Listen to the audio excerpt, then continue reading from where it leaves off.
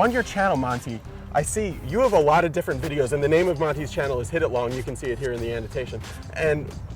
But there's very few videos on your channel about actually hitting it long. Yeah, it's really funny. Most first-time clients come to me and they're like, okay, long drive champion. Teach me how to do it. Teach me how to hit it long. And I'm like, okay, grab the wedge. And they go, I already hit a wedge okay.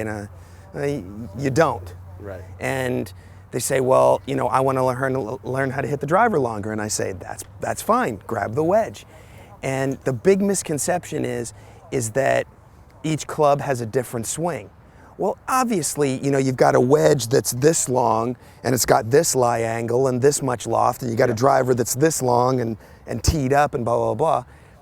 But since the entire downswing is a reaction, okay, nothing you do in the downswing do you really have much control over.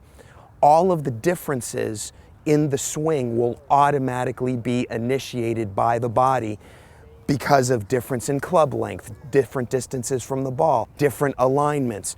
And you know, everybody talks about D-plane and all of that, and that was the genius of Hogan. He figured out D-plane on his own, where he could have all of these different setups where he essentially, in his mind, could make the same golf swing and the balls would fly correctly. From a practical standpoint, a swing on a 40-yard pitch and a swing on a 300-yard drive, from your own personal intent of what you're trying to accomplish, should be exactly the same. And that's why you see a lot of people who are great iron players, great wedge players, not so good at driver. Great drivers who aren't so good with the wedges because their swings are too much different. And if from an intent standpoint, you can, in your mind, well, this is the same swing, and have all the differences be set up in alignment and stuff, then you can be a lot more consistent through the bag. Some people say that there are slight differences or differences throughout the bag. Oh, there's distinct differences, but they're all created by the body reacting to the golf ball being in a different place and having a different weapon in your hand. And the differences are built into the equipment that you're using as it changes. Correct. I mean, because the clubs are different, as you're learning to become a better player, the intents are slightly different. But as we speak, as you and I are speaking today, the one thing I'm working on is trying to get my driver intent to be exactly the same as everything else.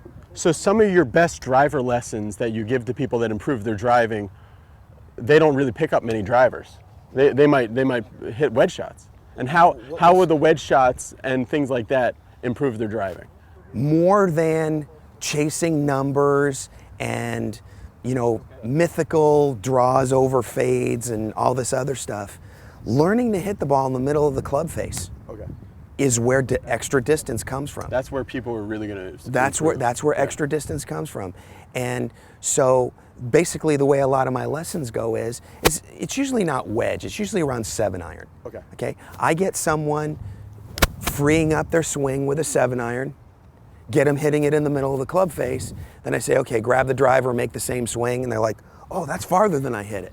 You know, I'll have a before on the flight scope where they're 98 miles an hour, and then we'll hit 7-irons for a while. I say, go grab the driver, then it's 102 miles an hour, and they're still hitting it in the middle of the face, and they're like, you know, celebrate.